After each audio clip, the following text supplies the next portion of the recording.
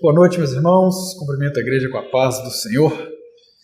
Nós iremos hoje falar sobre o islamismo e, com todo o respeito possível, nosso objetivo aqui não é denegrir nem difamar nenhuma religião.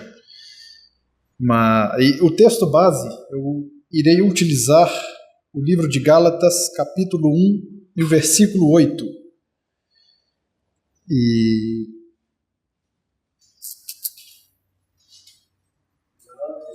1:8,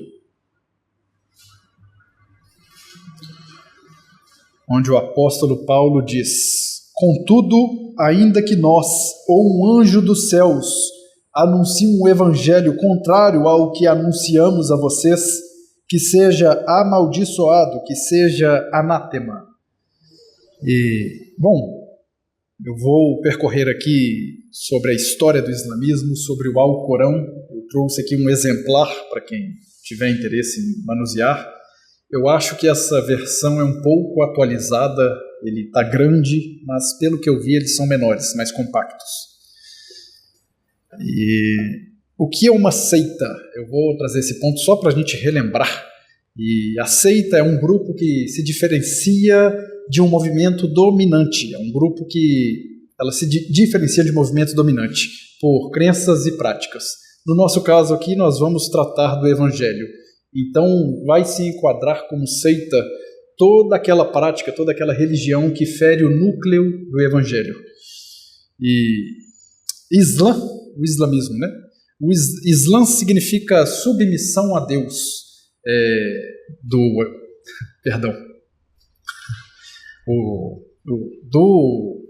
Do árabe, Islã significa submissão a Deus. E muçulmano, que é aquele que segue o Islã, significa aquele que se submete a Alá. E o islamismo, ele começa no século VII, coincidentemente 600 anos após o apóstolo Paulo escrever este versículo que eu acabei de ler.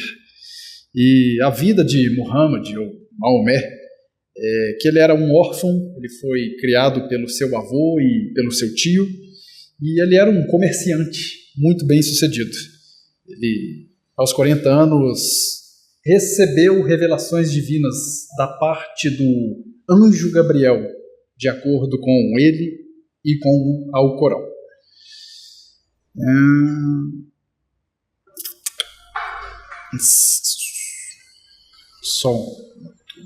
O Alcorão, ele é o livro sagrado do islamismo. E as pessoas têm uma certa dúvida se o Alcorão é a parte que corrige a Bíblia, e de acordo com os muçulmanos, sim, na cabeça deles, o Alcorão foi entregue pelo anjo Gabriel a Maomé para corrigir a Bíblia, porque, de acordo com ele, a Bíblia foi adulterada, ela foi corrompida e se tornou corrupta. E o Alcorão veio para corrigir a Bíblia na cabeça dele. E para os muçulmanos, o Alcorão é eterno, ele é a palavra de Deus, ele é a última palavra de Deus, ele é perfeito e é imutável também. Maomé passa a ser não apenas um autor, mas um mensageiro, ele passa a ser um profeta. E para ele, para o islamismo, ele foi o último profeta, o que significa que ele foi maior do que todos os profetas anteriores, maior do que Noé, maior do que Davi, maior do que Abraão e maior até mesmo do que Jesus na cabeça deles. E eu vou falar agora um pouco sobre a revelação, a formação do cânon do Alcorão, que, segundo a tradição islâmica, Muhammad recebeu ela no Monte Hira, especificamente em 610 d.C. E essas revelações da parte do anjo Gabriel ocorreram por 23 anos consecutivos, a partir daí. E o anjo Gabriel recitava cada revelação aos seus companheiros. O anjo Gabriel recitava as revelações a Maomé e Maomé as passava para os seus companheiros, porque Maomé não sabia ler nem escrever. Ele escutava e passava. E muitos decoravam esses textos. Muitos passaram a decorar e escrever em pedaços de couro, em folhas daquela época. E outros escreviam como parte de folha também. E a compilação do Alcorão, ela se passa após a morte do Maomé, do Muhammad. Quando ele morreu, o seu seguidor, o seu discípulo principal, ele passa a coletar todas as revelações e confecciona o Alcorão. E o Alcorão ele é constituído de 114 suratas. O que é isso? Diferentemente da Bíblia, que é uma biblioteca, é um conteúdo, é um grupamento de diversos livros, o Alcorão é um só livro com 114 suratas, ou seja, 114 capítulos. E eles não são organizados em ordem histórica, mas em ordem de tamanho, das suratas maiores para as menores. Também contém versículos, e mais para frente eu irei fazer a comparação com a Bíblia.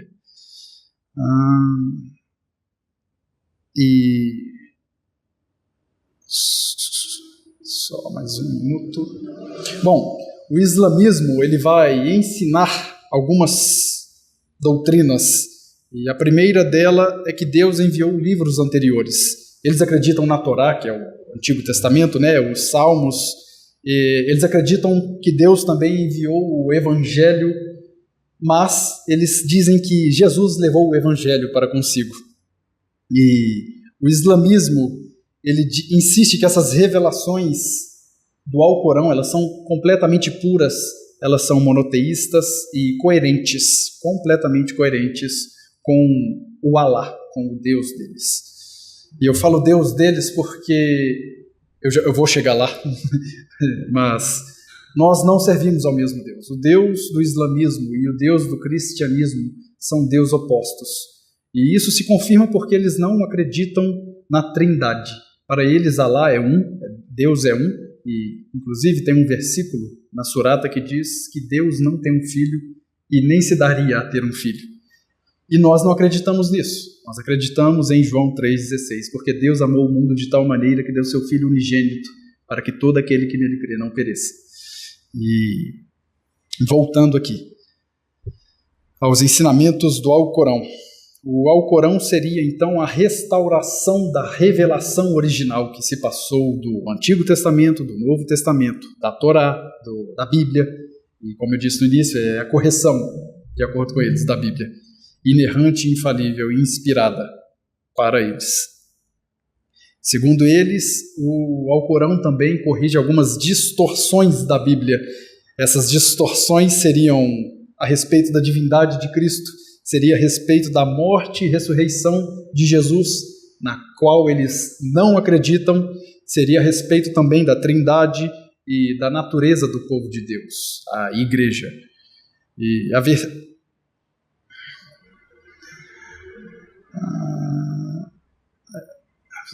Só peço desculpas, irmãos, eu estou um pouco nervoso, admito.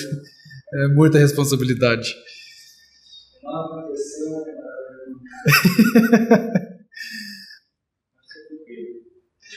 Ok. E na visão islâmica, a Bíblia atual, a nossa Bíblia, o nosso cânon, que é completo e fechado, ele é corrompido, como eu disse, e os judeus esconderam parte da revelação do Antigo Testamento, segundo eles. Então, para eles, até a Torá é corrompida. E, segundo eles, os cristãos exageraram e inventaram algumas doutrinas. E os escribas, os escritores das Escrituras, alteraram as palavras dos seus lugares. Mas a Bíblia é o documento mais confiável do mundo, não só pela fé, mas pela comprovação histórica e filosófica também. A Bíblia em si, se tratando de fé, ela possui mais de 66 mil versículos que se cruzam, mais de 66 mil referências cruzadas de 40 autores ao longo de mais de 1.500 anos. Desses 40 autores viveram em épocas, culturas diferentes, eram pessoas de grau diferente. E só por isso já é uma coisa na qual a gente pode depositar nossa fé. Mas tem também os manuscritos originais. Há muitos manuscritos originais da Bíblia que comprovam sim a sua evidência e a sua inerrância e que ela não foi alterada. A sua originalidade é preservada sim. E a nossa visão, a visão cristã, ela é oposta ao islamismo em quase tudo, se não tudo. O Alcorão, ele contradiz as Escrituras em muitos ensinamentos. E vale ressaltar aqui também que o muçulmano, em geral, eles não são violentos como nós imaginamos, como as pessoas imaginam. A verdade é que a minoria dos muçulmanos, de fato, são extremistas, mas a maioria tende a ser de paz. Mas, se você pegar para fazer uma guerra santa e utilizar o Alcorão como justificativa para uma guerra santa, você estará de acordo com o Alcorão. Agora, se você quer fazer uma guerra santa pautando-se na Bíblia, você estará completamente em desacordo com os ensinamentos da Bíblia. Então, isso já nos leva a pensar muitas coisas.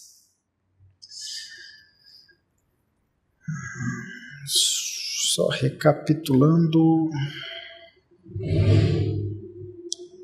Só que eles usaram a Bíblia para fazer coisas. Sim, sim. Tem inclusive uma parte uma surata, um versículo, onde eles dizem que Deus deu o Alcorão, Deus deu o Evangelho e que eles deveriam julgar de acordo com o Evangelho. E mais para frente eles dizem que esse mesmo Evangelho foi corrompido. E para Maomé, ele era o último e maior profeta. Ele era o selo dos profetas, como está escrito na Surata 33, versículo 40. No pensamento dele, ele era de fato o escolhido de Deus. Maomé veio com um ensino que ele falou e disse, pregou que Jesus era apenas um profeta inferior a ele. Para eles, Jesus se chama Isa, I-S-A. E no Alcorão, Jesus não é Deus, Jesus definitivamente para eles não é filho de Deus, Jesus não morre na cruz. Eles dizem que ao lugar de Jesus foi colocado outra pessoa e que eles fizeram parecer, porque Deus não iria fazer ele sofrer, um dos seus profetas sofrer. Eu vou abrir aqui só para ler exatamente como está escrito. Só um minuto. Surata.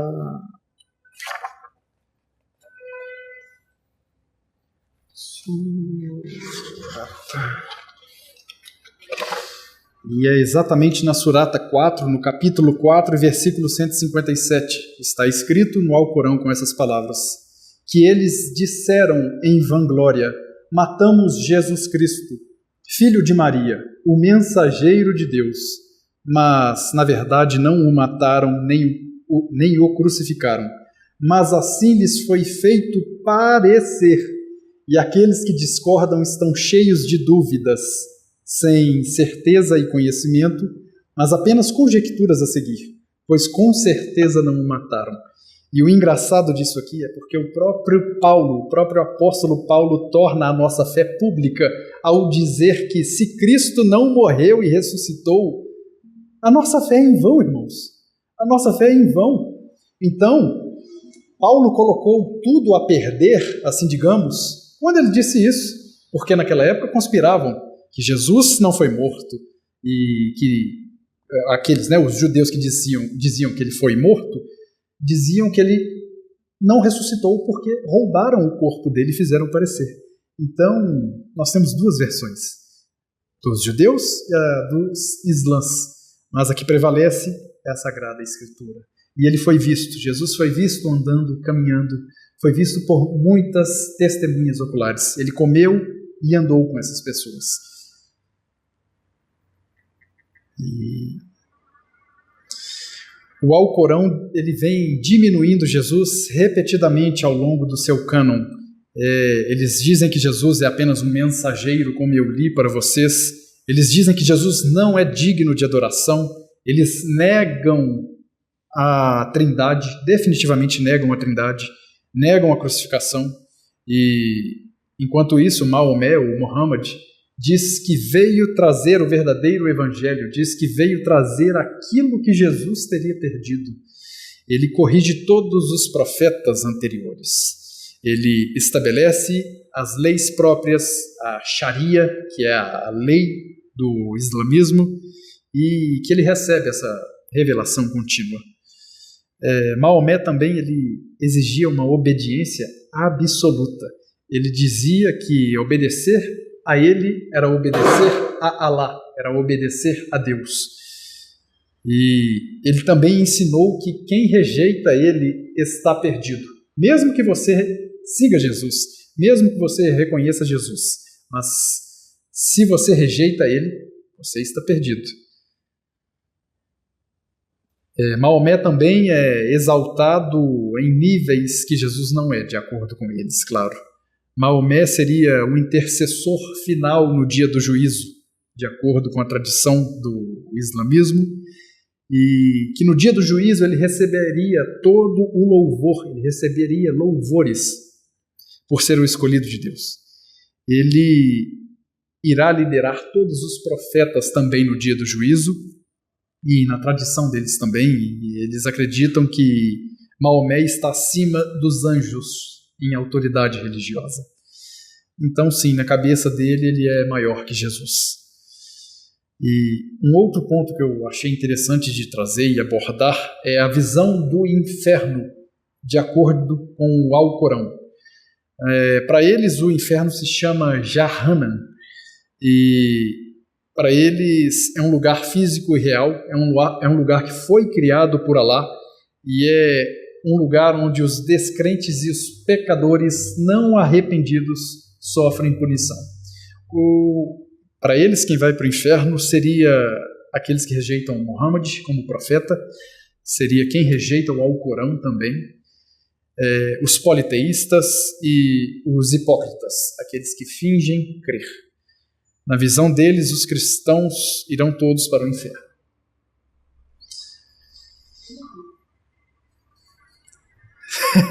Eu também não. Para os muçulmanos, pecadores também, que são aqueles que cometem pecados graves e não se arrependem. Esses estão sujeitos a irem para o inferno. Mas eles também não ficam lá eternamente, não.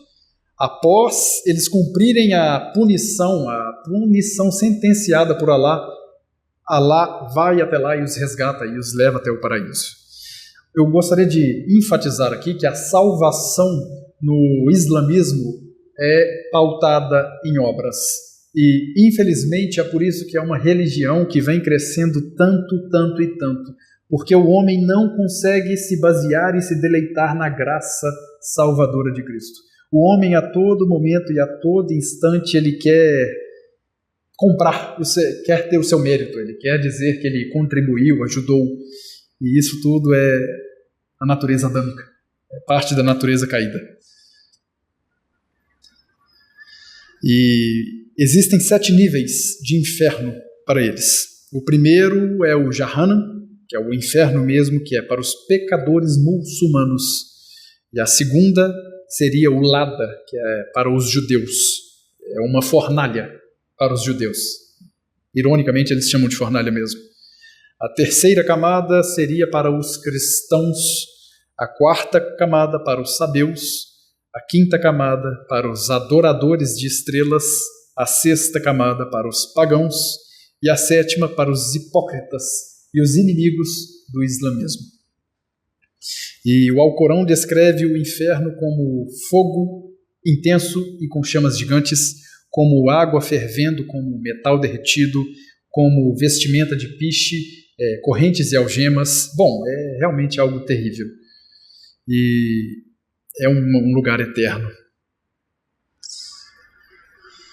E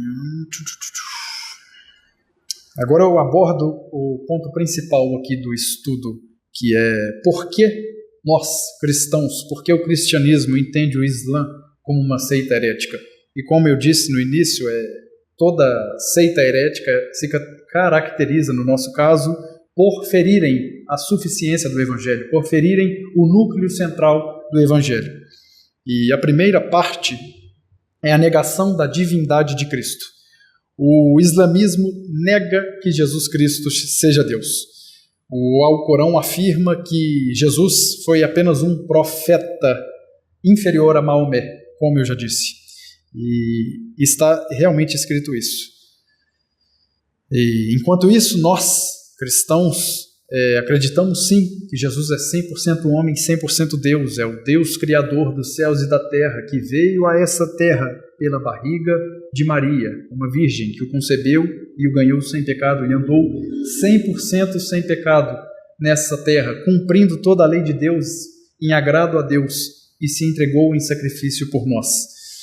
No princípio era o Verbo, e o Verbo era Deus, e o Verbo estava com Deus. O Verbo estava com Deus, e o Verbo era Deus. E também eu abordo João 10:30, onde Jesus vai totalmente contra esse ensino deles no caso do Alcorão. Onde João 10:30, eu e o Pai somos um. Palavras do nosso Senhor Jesus. E a heresia aqui é negar a divindade de Cristo. Isso é um dos principais sinais do anticristo. Negar a divindade de Cristo. E eu trouxe aqui o texto de 1 João 2:22, onde ele diz: quem é o mentiroso senão aquele que nega que Jesus é o Cristo? Este é o anticristo, aquele que nega o Pai e o Filho. Este é o primeiro ponto de heresia que eu encontrei. O segundo ponto é a negação da crucificação e da ressurreição, como eu disse agora há pouco. O Islã não acredita que Jesus foi crucificado. Eles acreditam que alguém foi colocado no seu lugar e que eles fizeram parecer assim, que Deus o arrebatou antes. Mas se Deus arrebatou Jesus antes e Jesus não consuma o seu sacrifício na cruz, é em vão a nossa fé. É em vão a nossa fé. A morte vicária de Cristo e a ressurreição de Jesus são pontos centrais do Evangelho. É o nosso cerne, é o nosso núcleo. E eles atingem esse núcleo, mais uma vez. O terceiro ponto aqui de heresia é a rejeição da Bíblia como a palavra final de Deus. O islamismo reconhece partes da Torá e dos Evangelhos, como eu disse agora há pouco também, mas eles afirmam que a Bíblia e a Torá foi corrompida, foi adulterada. E nós nos mantemos em 2 Timóteo 3,16, onde a palavra nos diz que toda a Escritura é inspirada por Deus. E Deus não se deixa escarnecer. Deus não mente. Não, de forma alguma. Jesus Cristo é a palavra. O Evangelho é a palavra de Deus, suficiente, inerrante, inspirada e infalível. O islamismo, ele comete uma grave heresia nesse ponto ao rejeitar a Bíblia como a revelação de Deus, pois eles mesmos dizem para julgarem de acordo com o Evangelho. E mais para frente dizem que o Evangelho foi corrompido. Estou indo muito rápido. O quarto ponto herético aqui é o conceito falso de Deus. Alá é totalmente diferente do Deus bíblico. O islamismo apresenta Alá como um Deus que é absolutamente uno, sem trindade, sem filho, totalmente impessoal. É um Deus que não quer relacionamento, diferentemente do grande eu sou, do Yahvé, que é um Deus que nos adota como filhos e quer ter um relacionamento conosco, e é assim desde o princípio, desde o jardim, onde ele se relacionava com Adão e Eva. Para eles, esse Deus não existe. Esse Deus está muito distante de ser realidade. E é por isso que eles dizem que somos idólatras.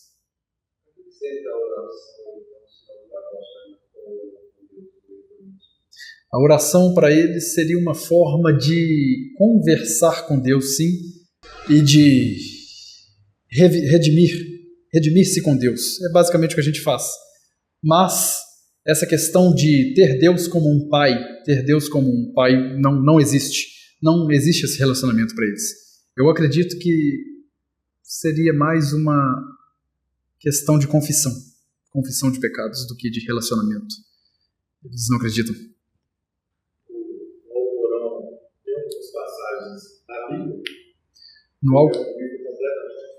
É um livro completamente diferente. Não tem nada a ver com Gênesis. Não. Tem, sim. Eu estava lendo aqui que eles consideram Abraão. Sim, cita Abraão. Tipo assim, não é igualzinho a algumas outras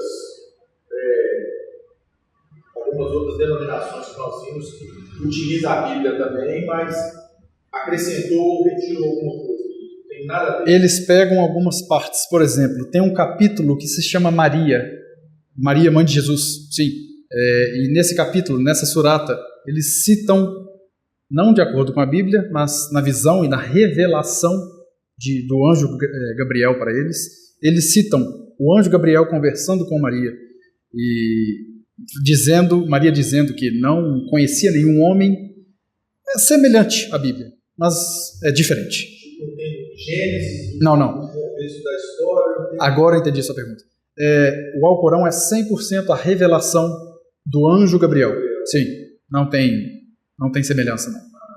É uma coisa totalmente análoga, totalmente diferente. Então eles não usam a Bíblia de modo... Para eles foi corrompida. 100% corrompida. Eles não usam. É uma criação do mundo como criado ou... Tem partes, mas eles também usam outros livros, que foi uma parte que eu pulei aqui, agora que eu vi. Eles têm 8 livros, além do Alcorão. O Alcorão é a revelação divina principal, fora esse, tem mais 7 livros, que são as tradições do profeta, a prática profética, a biografia do profeta, são os comentários do Alcorão, tem a jurisprudência, tem o consenso dos sábios e as analogias jurídicas. O Alcorão é inspirado, os outros são escritos pelos seus seguidores.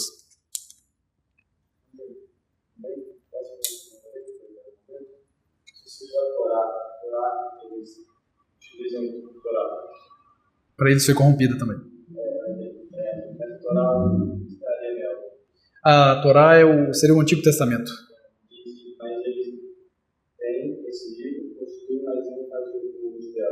Eu acredito que nem ter em suas mesquitas eles não têm, porque eles realmente acreditam que foi corrompida. Aqui no Alcorão tem algumas passagens, alguns capítulos, onde eles citam Noé, Maria, eles citam Davi, citam Abraão, mas Moisés também, mas em geral eles não, como se fosse a pergunta que o irmão Marcelo fez ali, se eles usam a Bíblia, é totalmente diferente. É diferente. E eles citam alguns profetas antes tem alguns? Isaías para eles é um profeta de Deus, sim. Jeremias também. E, ironicamente, são profetas os mais messiânicos, né? Que apontaram para Jesus. Eles acreditam que eram profetas de Deus, mas, para eles, todos os profetas que vieram antes de Maomé são menores e não tão relevantes. Isso inclui... Não, pode perguntar. Depois de Maomé e irá em alguém? Eles esperam o retorno do Messias, a vinda do Messias. Como eu li agora há pouco, eu acho, na minha concepção, no meu entendimento, até onde eu entendi, será o próprio Maomé. Não, eles são melhores que os judeus, porque os judeus não acreditam na volta de Jesus. Os judeus não fazem caso nem de Jesus, né? Na volta de Jesus, eles acreditam que virá o Messias. Que virá o Messias.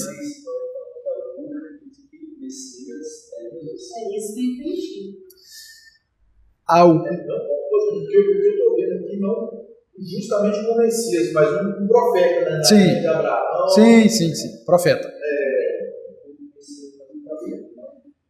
Para eles, Jesus não é um Messias. Para eles, Jesus é um profeta. Eles respeitam muito Jesus. Muito. Mas não... Tanto que antes de Maomé é Jesus para eles. Sim, de hierarquia, né? A hierarquia. Hierarquia é, tipo assim, antes de Maomé é o último, antes dele foi Jesus e acabou. É exatamente isso. E para eles aqui, Jesus, como eu disse que eles respeitam Jesus, eu poderia colocar assim, que eles respeitam mais Jesus do que os judeus. Tanto é que eles disseram aqui que Deus arrebatou Jesus antes da morte na cruz para ele não sofrer. Mas eles não acreditam na divindade de Jesus. Não acreditam. Mas você falou uma coisa ali, acho que você vai falar, pode responder depois. Satanás, tem 7 camadas do inferno. Satanás não tem fala. E você crê em Satanás ou em um demônio? Você crê se foi mesmo que tinha? Se eu não me engano, eu só não marquei aqui, mas para eles o inferno não foi criado para os anjos, se eu não me engano. No final eu vou confirmar aqui, vou encontrar e vou te falar, vou te confirmar. Mas para eles o inferno não foi criado para os anjos, não. Satanás, mas um anjo caído, assim, acreditam que caiu Satanás. Eles não... Satanás caiu. Satanás é Satanás. É um anjo caído. Eles não creem, no meu entendimento, até onde eu li, eles não creem na rebelião do céu, que Satanás arrastou uma multidão com ele. Eles creem na queda de Lúcifer, né, de Satanás. Aqui ou Satanás tem uma... Entendi. Ao derredor, buscando quem possa estragar. Eu não encontrei nada disso, mas eu acredito que sim. No quinto ponto aqui, de heresia, é a salvação por obras e por mérito. O islamismo, ele ensina que a salvação ela é alcançada por boas ações, por jejum, por peregrinação. Inclusive a peregrinação é uma coisa que eles pregam que todo muçulmano deve fazer pelo menos uma vez na vida. E se não tem dinheiro, eles têm que ajudar, ele tem que juntar, ele tem que dar um jeito e peregrinar. E ir para Meca, né? Para a mesquita central deles. Eles acreditam que a salvação é pela lei deles, pela Sharia, em obediência a essa lei. Que quem crer, quem cumprir, quem for bonzinho, vai ser salvo. E não há garantia de salvação, a não ser que Allah tenha misericórdia dessas pessoas. Mas nós cristãos acreditamos que a salvação é pela graça, mediante a fé em Jesus Cristo. E isso não vem de nós, para que ninguém se glorie. É um dom de Deus. Não é por obras, como diz Efésios 2:8. E o islamismo nega o sacrifício substitutivo de Cristo. Eles não acreditam que Jesus é o único caminho para o Pai. E como eu disse agora há pouco, eles nem creem que Deus é um Pai. O sexto ponto de heresia que eu abordei aqui é de Maomé como o último profeta, como o selo dos profetas. O islamismo afirma que Maomé é esse selo dos profetas, superior a todos, a Jesus, a Moisés, a Elias, superior a todos. E enquanto isso, nós acreditamos, e a Bíblia nos diz, que Jesus é a revelação final de Deus. Jesus é a plena revelação de Deus.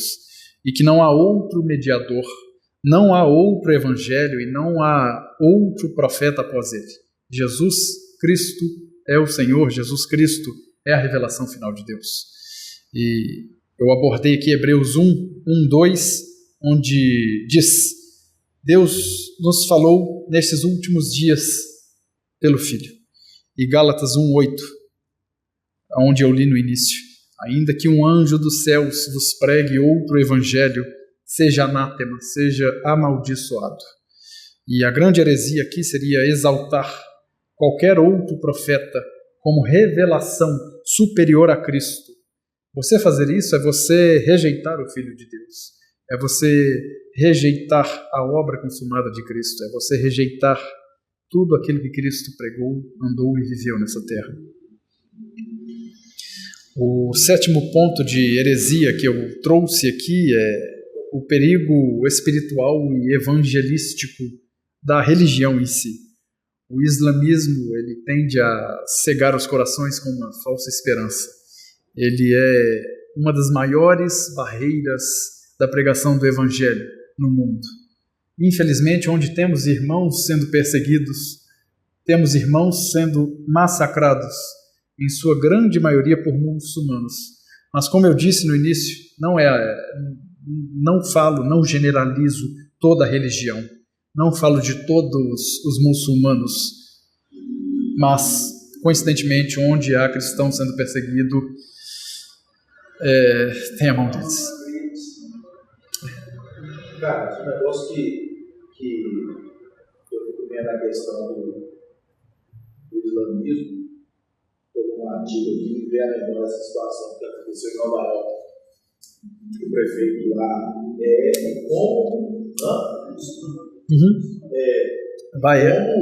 como eles agem é uma forma completamente diferente de nós crentes. Às vezes você chega perto de um crente e fala assim, questão do filho.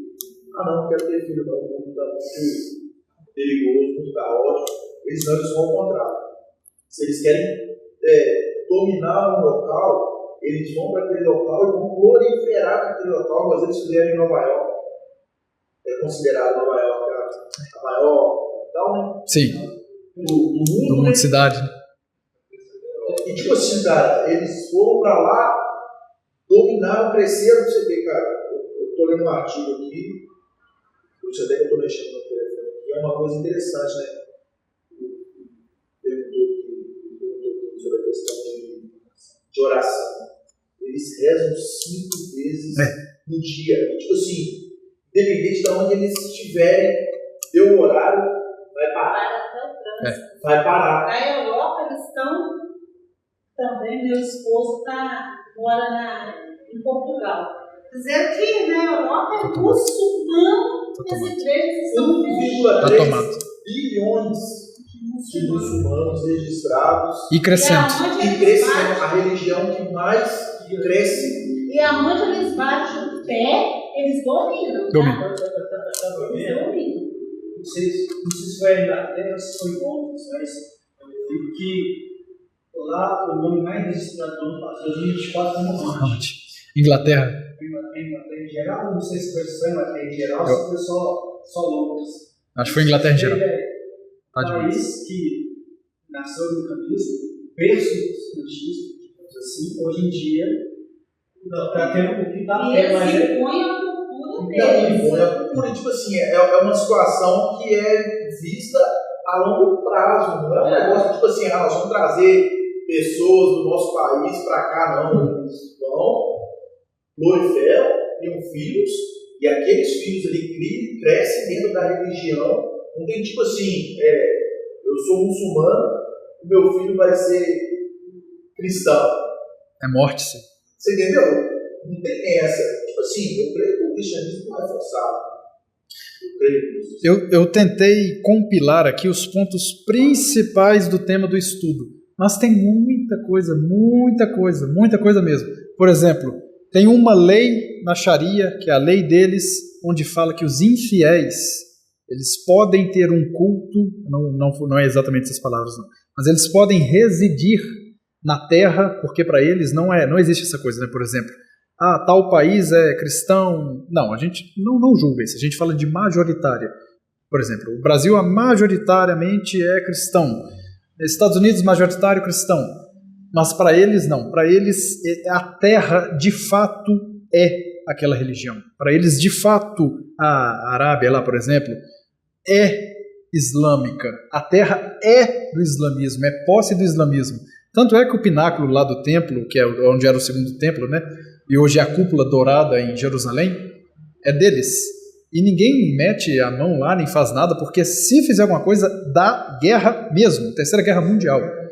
Eles compram terra mesmo, eles são donos de terra, eles são possessores.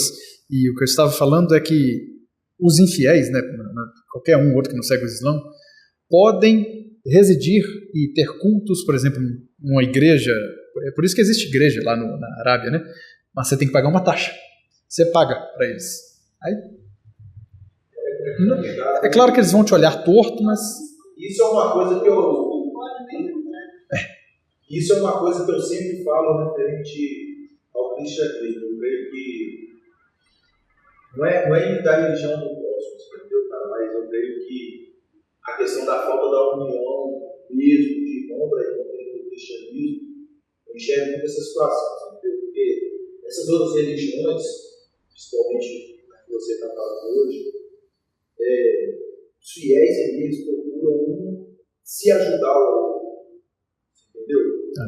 Então, tipo assim, se tem a pessoa que tem um grupo de pessoas aqui, se tem um irmão que tem um conhecimento em finanças, nós vamos ensinar aqui a finança para todo mundo daqui ser bem sucedido, entendeu? Se tem uma pessoa que tem uma empresa, nós vamos arrumar cargos de emprego para essas pessoas dentro da empresa. Então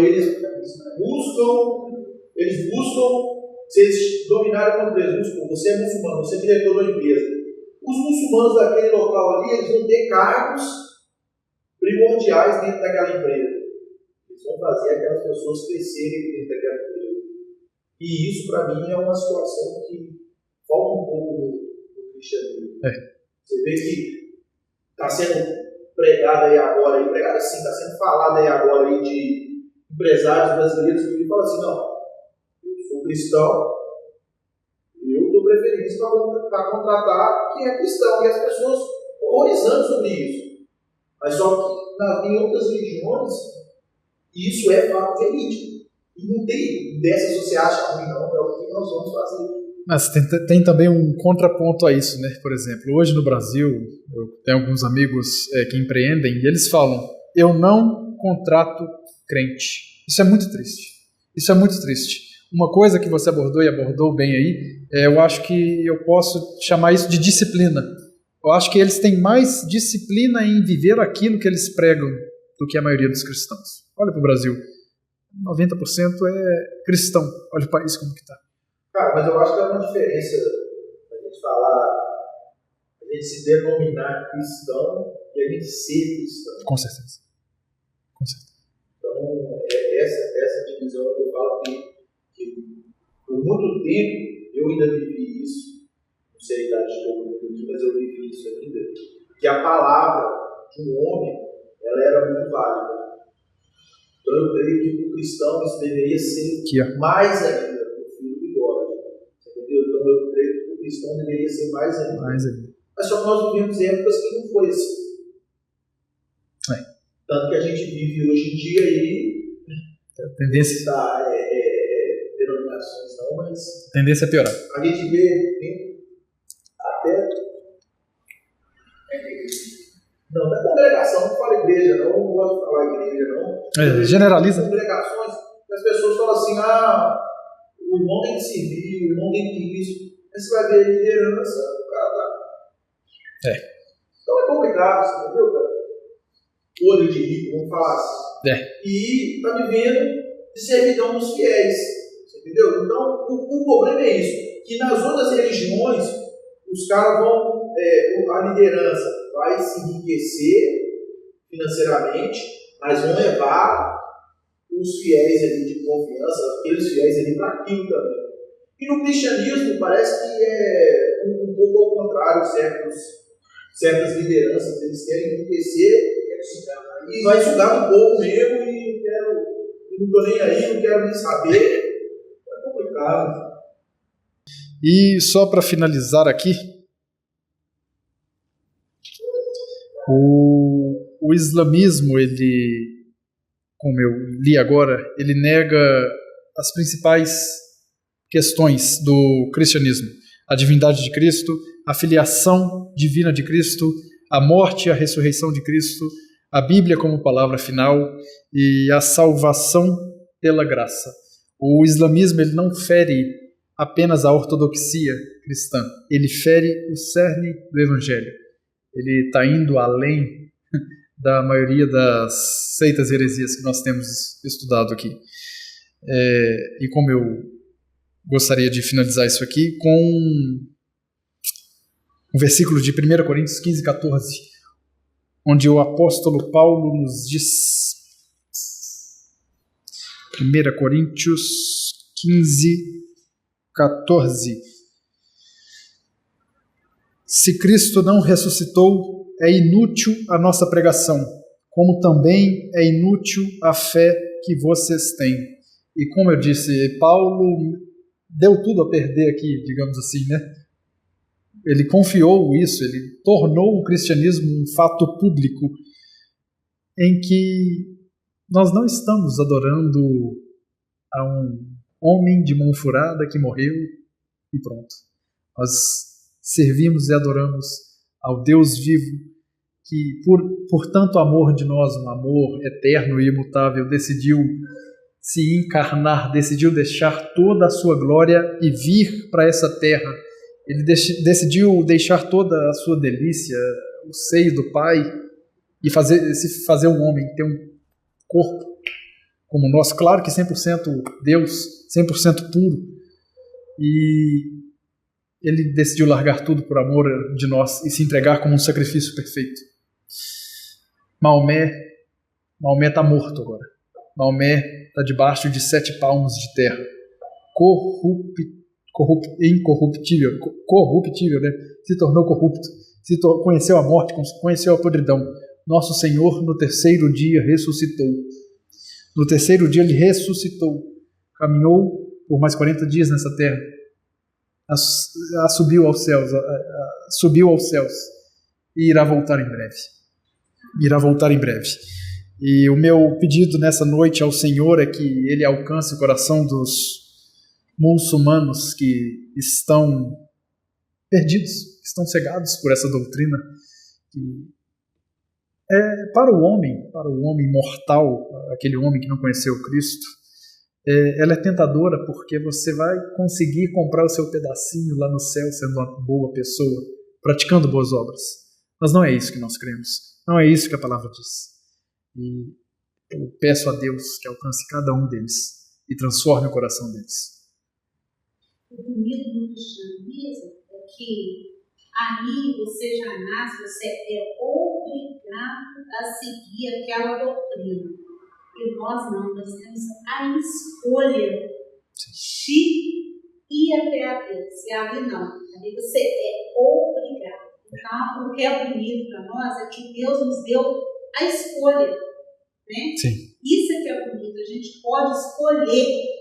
E ali não, você tem que viver daquela forma, você não tem escolha. Glória a Deus. É maravilhoso mesmo. Meus irmãos, se tiver alguma dúvida, pode fazer que dentro das minhas condições eu irei responder.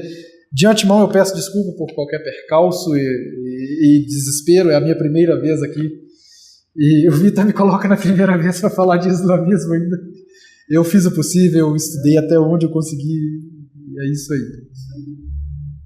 O modelo é interessante que, eu não sei, eu posso enganar, mas eu nunca vejo esse evangelismo igual os cristianismo da época hebreia.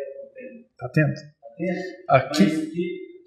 Mas a maioria é justamente o que o Marcelo falou, que é vontade de natalidade. Então, você está tendo muito islâmico, muçulmano, por causa que está tendo vários filhos. Eu estava vendo hoje, antes do pregão, estava vendo o jornal hoje, que estava falando que tinha o 3º ano que a taxa de natalidade do Brasil está caindo. Por quê? Os pais estão tendo menos filhos, as mães estão tendo os filhos, as mulheres estão tendo os filhos mais tarde. Então, a cada dia que passa, as mulheres estão 35, 36, 37, 40 anos esperando ter filho. Eu estava vendo que em 2004, 50% das mulheres até 24 anos já tinham filho. Agora, a maioria acho que é 30%, então caiu 20% em 20 anos. Estão em cima dos. Então, é uma taxa que acho que é 2050, 2060, vai passar o número de fiéis justamente por causa dos filhos. O engraçado é que estamos aí.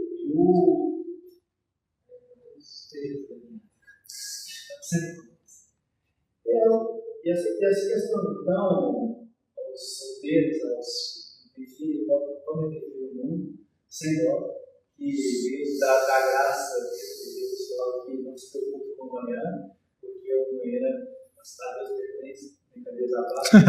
Mas um negócio que eu vejo, por mais loucos que sejam essas doutrinas, essas tantos anos, enquanto ficando doido, aí tem que tirar o político. Você falou, os caras param tudo para orar. Ah, é legalismo? Não. Gente, tem gente que não ora uma vez por dia, não agradece na porta, fala, obrigado, Senhor, por ter dado um dia de vida. Tem gente que não faz isso. Eles fazem a questão do evangelismo, tanto dos mortos, tanto dos testemunhos de Jeová, eles dão um balde, né, gente? Sim. Eles dão um balde. Com certeza. Se chegar alguém aqui de fora, você tem uma Bíblia tatuada? Aqui não tem. Aqui, se você for no Salão do Rei, vão ter centenas. Não mesmo. Se você for uma igreja de Jesus Cristo, vai ter centenas e centenas de mortos mesmo por cima. Então, essas coisas a gente fica julgando, fica fazendo isso, mas tem coisas que a gente pode tirar do nosso projeto. Então, esse evangelismo, essa questão da oração também, que para eles dá um balde na gente, fora os outros.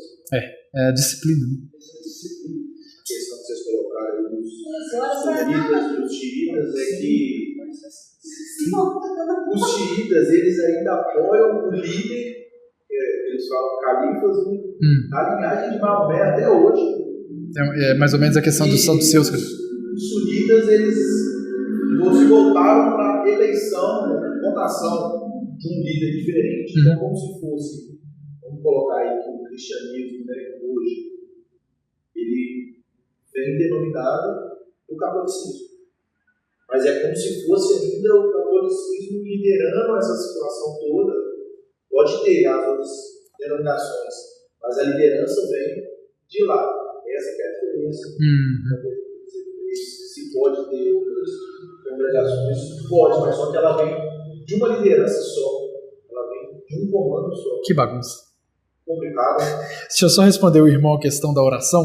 De acordo com o próprio Alcorão, a oração, recita o que te foi enviado do livro por inspiração e estabelece a oração regular, porque a oração impede atos vergonhosos e injustos, e a recordação de Alá é a maior coisa na vida, sem dúvida.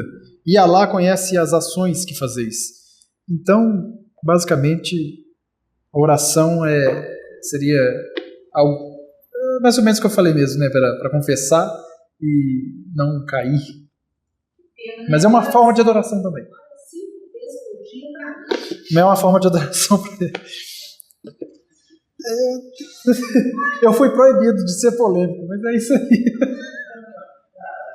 Já chutou o pau, já chutou a fora? Não chutei nada, não. Fui nossa. De coração, nós temos muito que aprender com muitas vezes. Não tem. Tem, a disciplina. Contra a palavra, mas eles também têm muitos pontos Que dão um balde. que dão balde na gente. Eles dão balde na gente. E eu creio que a questão que você falou, isso é o ponto de que os crentes hoje em dia são assim, ponto da falta de fé. Sim. A gente acha que com a força dos nossos braços nós vamos resolver todos os nossos recursos. O mundanismo cativa demais, né? Agora está na moda o crente capa Forbes, capa de revista. Eu não tenho tempo nem para mim poder.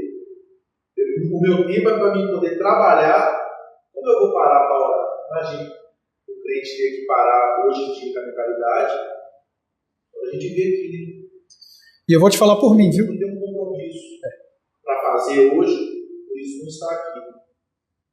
Ninguém consegue abrir mão de algo, para aprender algo que eu creio que primordial dentro de uma congregação. Uma congregação que não tem um estudo bíblico, para mim, Não tá certo. desde quando eu falo isso, cara, de coração, desde quando eu conheci o estudo bíblico, Marcelo, eu sou muito mais o estudo bíblico do que um culto. Com certeza. É muito importante. Ele é muito importante. Muito importante. E as pessoas não têm isso porque eu sei. Também tem a questão da vergonha, né? Às vezes, achar que conhecer sobre as outras religiões é muito importante a gente fazer a comparação. Porque aí, quando você faz a comparação, você fala assim: eu vou o caminho certo. É esse caminho que é certo. Você respondeu ele É. No Brasil tem uma mulher que ela tá muito famosa, ela chama Marião, com M no final. Ela anda de hijab o tempo inteiro e ela tá indo para a Avenida Paulista colocar hijab nas mulheres e as mulheres estão se encantando porque ela fala: nossa, você é uma mulher tão linda, você é muçulmana e tá aqui conversando e rindo, você tem uma vida social, e as pessoas se cativam. Só que ela não tá fazendo isso à toa. É uma forma de evangelismo, é uma forma de trazer eles para nós.